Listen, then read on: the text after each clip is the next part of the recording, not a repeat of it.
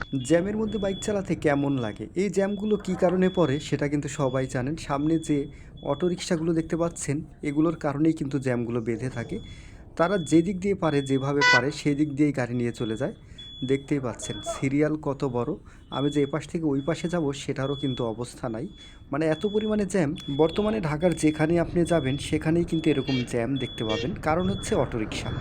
এত পরিমাণে অটোরিকশা বেড়েছে ঢাকার মধ্যে, যেটা আপনারা কল্পনাও করতে পারবেন না। যারা ঢাকায় নিয়মিত চলাচল করেন তারা কিন্তু জানেন অটোরিকশার জ্বালাতন কতটা বেশি। দেখতেই পাচ্ছেন যতটা না বাস, ট্রাক বা অন্যান্য যানবাহন আছে রাস্তায়, তার তুলনায় কয়েকশো গুণ কিন্তু বেশি রয়েছে অটোরিকশা।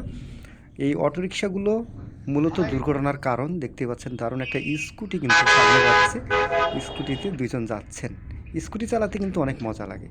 যেটি বলছিলাম, অটোরিকশা জ্বালায় আপনি চাইলেও কিন্তু ঠিকভাবে চলাচল করতে পারবেন না। কারণ হচ্ছে তাদের না আছে কোনো সিগন্যাল, না আছে চলাচলের কোনো আইন। তারা যেই দিক দিয়ে জায়গা পায় সেখানেই কিন্তু অটো নিয়ে চলে যায়। এমন একটা অবস্থা, তারা আসলে কোন পাশে যাবে সেটা কিন্তু নিজেরাও জানে না। দেখতে পাচ্ছেন এই যে একটু আগেই দেখতে পেলেন ভিডিওতে, তারা ওপাশ থেকে আসছে, কোনো সিগন্যাল নেই। আমি পিছনে পিছনে এ ভাই কয় লাইন করছে ভাই?